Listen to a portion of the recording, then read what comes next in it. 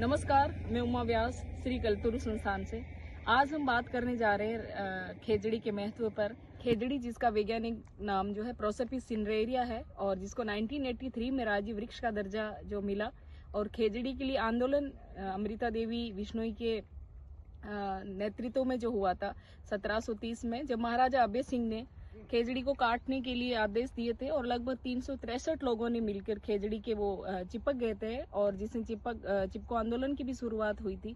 तो हम ये मान सकते हैं कि अमृता देवी के शब्दों में कि खेजड़ी का कितना महत्व है। सिर साठे रूख बचे तो भी सस्तो जान। तो आप कल्पना कर सकते हैं कि ये पूरे विश्व में अपने आप में एक मिसाल था कि एक पेड़ के लिए इतने लोगों ने जान दी। स्वतंत्रता के लिए बलिदान देने वालों की या देश के लिए मर मिटने वालों की जैसे कमी नहीं है, लेकिन किसी पेड़ के लिए बचाने के लिए लोगों ने जान दी। ये अपने आप में बहुत ही अनूठा जो है कि एक उदाहरण है और मिसाल है। खेजड़ी जो है, क्योंकि राजस्थान का लगभग 61% जो है वो डेजर्ट एरिया में आता है और उसमें खेजड़ी का बहुत ज़्यादा महत्व है। रिसेंटली खेजड़ी का जो फल है सांगरी, उसको केर के साथ जीआई टैग मिला है, जो कहीं ना कहीं जो पश्चिमी राजस्थान के लोग हैं उन्हें ये उनकी जो इनकम को भी इंक्रीज करेगा और इसको एक्सपोर्ट करने में भी उनको फ़ायदा मिलेगा। बाकी जो किसानों को जो अलग से लाभ भी उन्हें ज़रूर होगा। आपने देखा होगा कि जब अकाल पड़ा था 1899 में, 1900 के आसपास, छपनी अकाल जिसे कहते हैं, उसमें लोगों ने खेजड़ी की जो छाल खा के वो जिंदा रहे। तो खेजड़ी एक तरह से ना केवल एक पेड़ है, वो एक राजस्थान की आत्मा भी है। छाल खा के जिंदा रहना और अकाल में उनका साथ देना किसानों का, चाहे बकरियां, उनका चारा जो है वो लूम या जो है वो काम में आता है बकरियों के लिए। बाकी जो फल है उसको वो लोग सुखा के तैयार कर लेते हैं, क्योंकि वहाँ पे इतनी अवेलेबिलिटी नहीं है बाकी सब्जियों की, तो वो बाकी दिनों में उनके काम आती हैं। तो खेजड़ी जिस तरह से डेजर्ट जो है पूर्वी राजस्थान की तरफ जो हम मरुस्थलीकरण या डेजर्टिफिकेशन जिसे बोलते हैं वो बढ़ता जा रहा है, या जो डेजर्ट मार्च है वो बढ़ता जा रहा है, उसको रोकने के लिए खेजड़ी की जड़ें भी बहुत ज़्यादा महत्वपूर्ण जो अपना रोल निभाती हैं।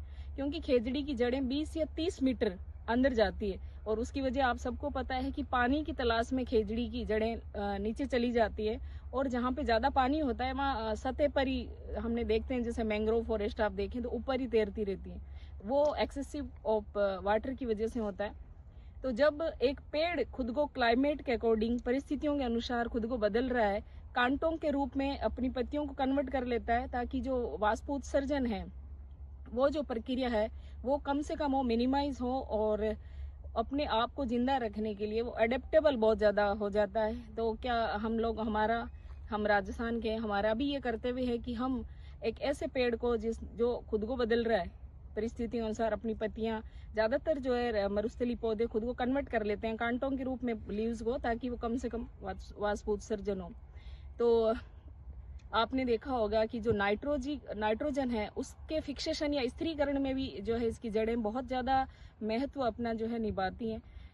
बहुत ज़्यादा इसका महत्व होने और खास तौर से राजस्थान में विश्नोई समुदाय की ये बहुत ही करीब है, क्योंकि उनकी जो है बुजुर्गों ने इसके लिए बलिदान भी दिया था और हम सबका भी ये कर्तव्य होना चाहिए था, जब होना चाहिए।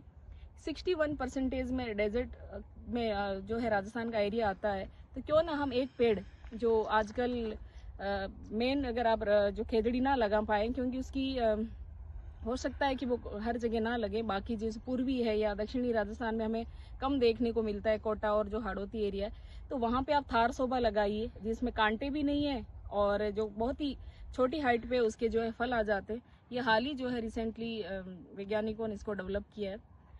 तो वापस आते हैं मुद्दे पे, विकास बनाम विनाश, या हम उसमें किसको चुनना चाहेंगे।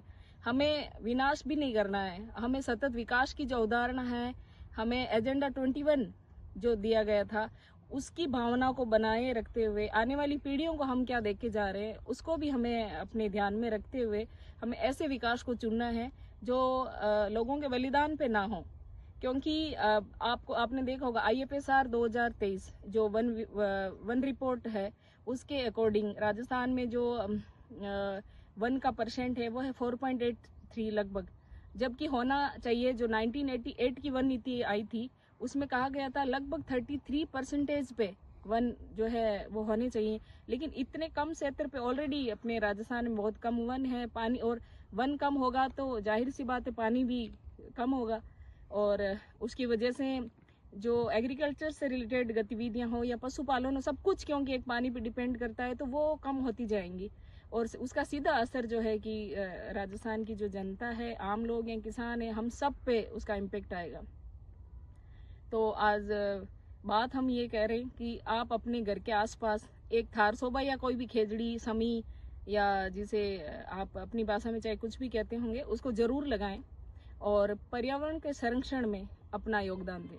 अब अगर हम बात करें कि ये आंदोलन क्यों हो रहा है बीकानेर में, तो वहाँ पे शायद सोलर एनर्जी के लगाने के लिए, जो सोलर एनर्जी की प्लेट्स वगैरह है उसको लगाने के लिए कुछ पेड़ों को, क्योंकि अगर आपको विकास करना है तो कहीं ना कहीं आपको पेड़ भी काटने होंगे, तो उनका सोल्यूशन क्या हो सकता है। ये एक बहुत बड़ा एक नैतिक मुद्दा भी है। हम एथिक्स में भी पढ़ते हैं, विकास बनाम पर्यावरण की अवधारणा, उसमें हमें क्या चुनना चाहिए। अब अगर हम बात करें कि ये जो आंदोलन हो रहा है उसमें उनकी क्या मुख्य मांगे होंगी, उनकी मांगे हैं कि ना केवल खेजड़ी, किसी भी तरह के पेड़ को राजस्थान में, पूरे राजस्थान में किसी भी हिस्से में ना काटा जाए, और अगर किसी कारणवश पेड़ काटे जाएं तो उनको आप काटे नहीं, उसको शिफ्ट करें, एक जगह से दूसरी जगह, ऐसी जगह उसको स्थापित कर दिया जाए।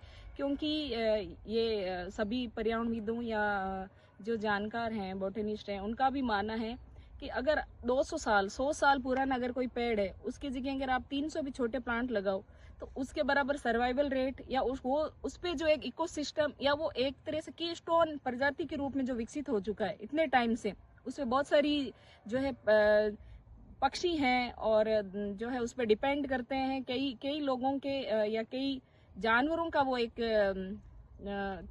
एज ए फादर की रोल जो निभाता है, तो उसको हम रिप्लेस नहीं कर सकते, बहुत छोटे प्लांट लगा के बिल्कुल नहीं कर सकते। तो उनकी मांगे यही है कि आप जो है कि राजस्थान की जो स्थानीय प्रजातियां हैं, लोकल स्पेसीज, उनको आप लगाएं। क्योंकि बाहर की जो प्रजातियां, जैसे हम देखते हैं कि कॉर्नोकॉर्पस हो गया, एलेस्टोनिया हो गया, ये ना केवल दम्मा और इस तरह की जो एस्मा जो रोग है वो उनको बढ़ाती है, और ना ही वो इतना अपने राजस्थान के अकॉर्डिंग वो एडेप्टेबल है। तो ऐसी प्रजातियां लगाई जाए, और जो एनजीटी है, नेशनल ग्रीन ट्रिब्यूनल, और वन विभाग और उसके जो नियमों को है उनको पालना करते हुए आप पेड़ों को बचाएं, उनकी उसमें ध्यान रखें। ये उनकी मुख्य मांगे हैं। तो हमें भी उन सब चीज, हम भी इस चीज का तो सम्मान करते हैं कि पेड़ को बचाना ये कहीं भी गलत नहीं है। आइए, आप आगे आइए, आप कैसे कर सकते हैं, एक पौधा, एक पेड़ अपने घर के आसपास कहीं भी लगाइए। धन्यवाद।